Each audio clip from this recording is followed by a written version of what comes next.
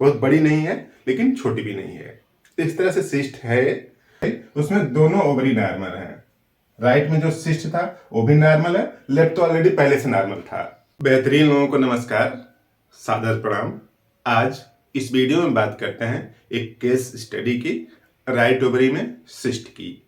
Homeopathic दवा से cyst ठीक हो जाता है, हो गया है, उसी को समझने की कोशिश करते हैं कि कौन सी दवा दी गई, पेशेंट का डिस्क्रिप्शन क्या था। तो देखिए, एक केस है राइट ओवरी का। सिस्ट था ओवरी में, सिस्ट यानी छोटी सी गांठ, और गांठ कुछ इस तरह से कि टिश्यू हार्ड हो गए हैं, किसी लोकलाइज्ड एरिया में टिश्यू हार्डनेस हो गए हैं, और उस हार्डनेस की वजह से पेन हो सकता है और मासिक संबंधी इरेगुलरिटीज हो सकती हैं क्योंकि ओवरी में सिस्ट है। तो कुछ सिम्टम्स ऐसे ही थे कि लोअर एब्डोमेन में राइट साइड में हल्का हल्का दर्द, पीरियड के समय कुछ ज़्यादा दर्द, कमर दर्द भी, और कुछ विशेष परिस्थितियों में गैस ज़्यादा बनना या फिर खाना खाने के बाद उल्टी जैसा महसूस होना, इसी तरीके के कुछ सिम्टम्स आ रहे थे। तो राइट ओवरी का सिस्ट मासिक में डिफिकल्टी उत्पन्न करता है, जो पीरियड आता है उसमें दर्द भी होता है। दर्द की इंटेंसिटी अलग अलग हो सकती है, लेकिन पीरियड के समय दर्द आना राइट ओवरी में सिस्ट का एक कैरेक्टरिस्टिक्स है।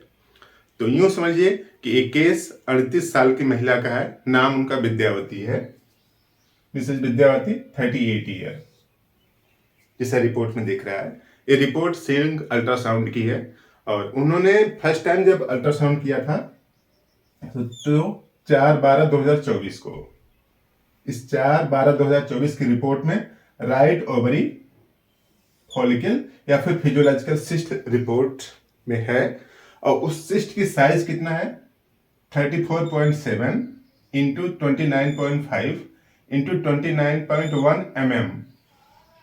बहुत बड़ी नहीं है लेकिन छोटी भी नहीं है। तो इस तरह से सिस्ट है, और फर्स्ट टाइम जब मुझे प्रिस्क्रिप्शन देने का मौका मिला तो वो मिला 10 दिसंबर को।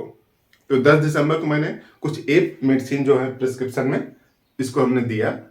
एक महीने बाद फिर इसमें उसकी पावर बढ़ाई गई, पावर अगले महीने में बढ़ाई गई। दवा लगभग 2 महीने चली। तो इस 2 महीने में फिर फर्दर अल्ट्रासाउंड कराया गया, और अल्ट्रासाउंड की डेट है 13/12/2025।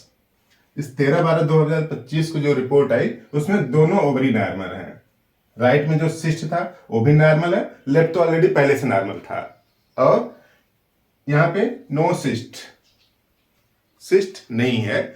और उसके अलावा सिस्ट नहीं है, ये तो पहले से पता चल गया था, क्योंकि जो सिम्टम्स आ रहे थे, जो लोअर एब्डोमेन में पेन, राइट साइड में पीरियड के पहले और बाद में कमर दर्द, ये सब सिम्टम्स नहीं आ रहे थे। लेकिन क्लैरिफिकेशन के लिए कि सिस्ट का हुआ क्या, उसके लिए फर्दर दोबारा अल्ट्रासाउंड कराया गया।